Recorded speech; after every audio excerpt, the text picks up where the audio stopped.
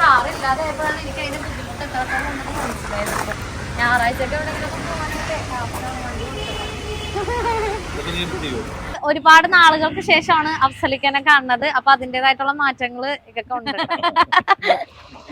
Full ഓണിൽ വരുന്ന വണ്ടിയാണ് ഇത്. നമുക്ക് 2016 36,000 കിലോമീറ്റർ ആയി. മേജർ ആക്സിഡന്റ് ഉണ്ടാവില്ല നമ്മുടെ വണ്ടികളിൽ, ഫ്ലഡ് ഉണ്ടാവില്ല, കിലോമീറ്റർ ജെനുവിൻ ആയിരിക്കും. ഇത് മൂന്നും നമ്മുടെ എല്ലാ വണ്ടികളിലും ഗ്യാരണ്ടി ആയിരിക്കും. ഇതേപോലെ റീപ്ലേസ്മെന്റ് ഉള്ളത് നമ്മൾ പറഞ്ഞിട്ടാണ് കൊടുക്കുള്ളൂ. നമ്മളുടെ അടുത്ത് ഒരുപാട് പേര് എൻക്വയറി ചെയ്യുന്നതാണ് സ്വിഫ്റ്റ് ഉണ്ടോ എന്നുള്ളത്. ലോൺ കിട്ടുന്ന വണ്ടിയാണ്. ഒരു 50,000 രൂപ ഡൗൺ പേയ്മെന്റ് ഉണ്ടെന്നുണ്ടെങ്കിൽ വണ്ടി നമുക്ക് ഹ്യുണ്ടായിയുടെ i20 ആണ്. ഇത് നമ്മൾ ചോദിക്കുന്ന പോലെ 7.25 ലക്ഷം രൂപ, ഒരു 7 ലക്ഷം രൂപ 7.5 ലക്ഷം രൂപ നമുക്ക് ലോൺ ചെയ്ത് കൊടുക്കാൻ പറ്റും അല്ലെ? ഓക്കെ, നല്ല ക്ലീൻ വണ്ടിയായിട്ട് എനിക്ക് ഇഷ്ടപ്പെട്ടായിരുന്നു.